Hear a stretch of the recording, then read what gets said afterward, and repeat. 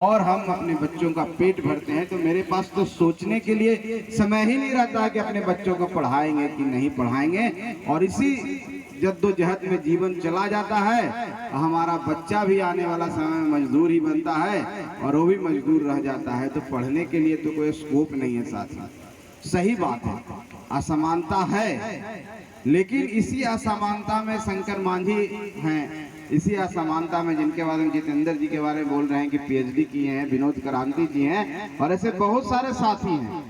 इसी असमानता में और इसी परिस्थिति में पैदा हो करके कुछ अलग करके समाज में दिखाया है।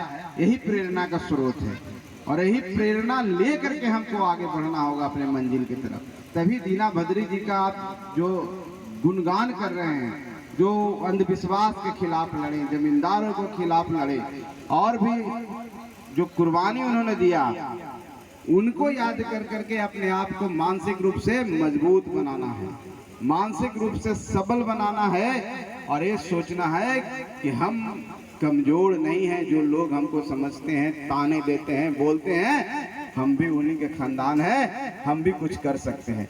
तो हम सबको आज समय आ गया है, खास करके अपने साथियों को बोलना चाहते हैं जो पढ़े लिखे हैं, युवा हैं, जागरूक हो चुके हैं। नंद बिहारी जी जैसे लोग हैं, सियाराम जी जैसे जो वकील साहब बैठे हुए हैं, इन लोगों को सोचना होगा समाज के प्रति। आपका दायित्व बढ़ जाता है, क्योंकि आप अगर आगे निकल गए और पीछे आपके लोग छूट जाएंगे तो आपको गुणगान करने वाला कोई नहीं रहेगा।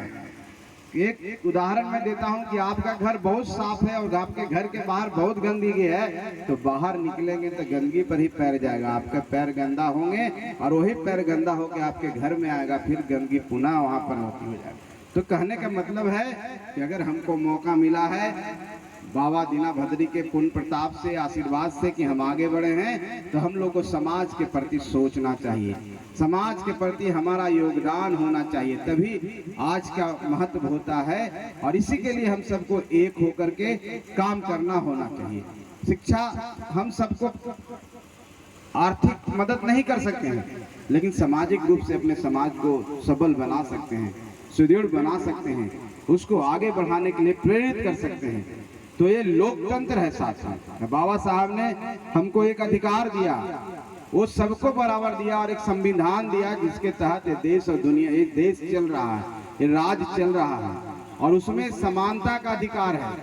कानून के सामने सब समान है, सबको फंडामेंटल राइट्स, जिसको मौलिक अधिकार वो मिला है और उसका उपयोग हम लोग को करना चाहिए। और उसका जब तक आप उपयोग नहीं करेंगे, कोई लड़ाई झगड़ा नहीं करना है, संविधान को हथियार के रूप में यूज करना है, संविधान को हथियार बनाना है